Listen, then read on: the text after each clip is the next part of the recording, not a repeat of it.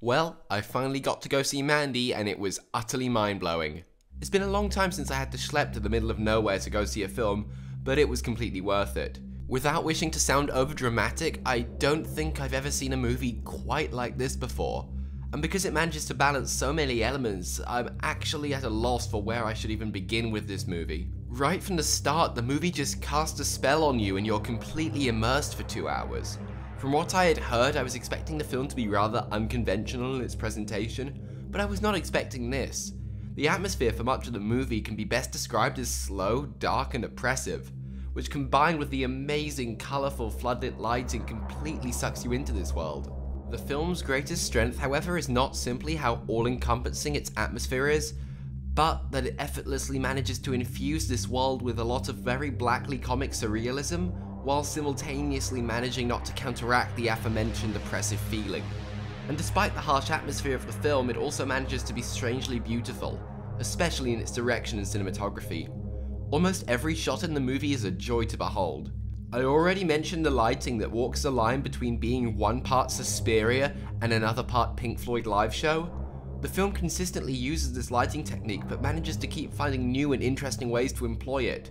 This isn't just your standard neon-drenched stylized film that style never progresses past the first 15 minutes, but one with a real intelligence behind its look, knowing what tricks to save for when and when to use them. Combine the fantastic lighting with shot composition that fills the frame with a lot of depth on top of the camera's grainy aesthetic, and you have what is, from a visual standpoint, one of the most uncomfortably beautiful films to come out in the last few years. In addition to the film's visuals, however, the soundtrack also adds to the film's hypnotic charm. As soon as the film started with Starless by King Crimson, I knew I was going to love the music in this film. Johan Johansson's Darkwave score perfectly complements the film's visual style, bouncing between ethereal dream pop and pummeling drone metal, and giving the film a good dose of cheese when it needs to.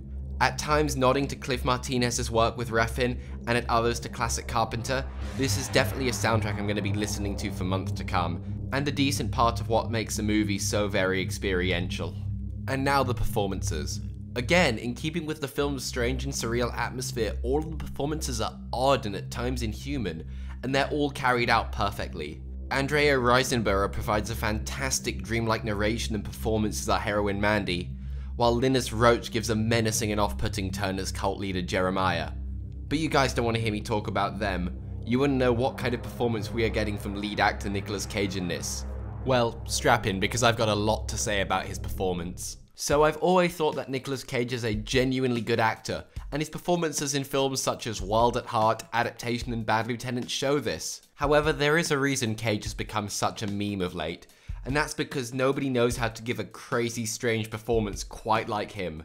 And he consistently manages to elevate the entertainment value of a lot of fairly poor movies that he's in, for the most part. What's interesting about Cage's performance in Mandy, however, is that it shares far more with the latter crazy Cage than the former good Cage, yet still manages to elevate the film in a completely unironic way. What's fascinating to me about this performance is that, in directing Cage, Panos Cosmatos has clearly learned more from his performances in films like the remake of The Wicker Man and Ghost Rider Spirit of Vengeance than anything else. Particularly in the latter, more insane half of the film, Cage's actions and line delivery are pretty much at maximum Cage. And there's even a classic Nicolas Cage freakout scene in this that's reminiscent of Vampire's Kiss of all things.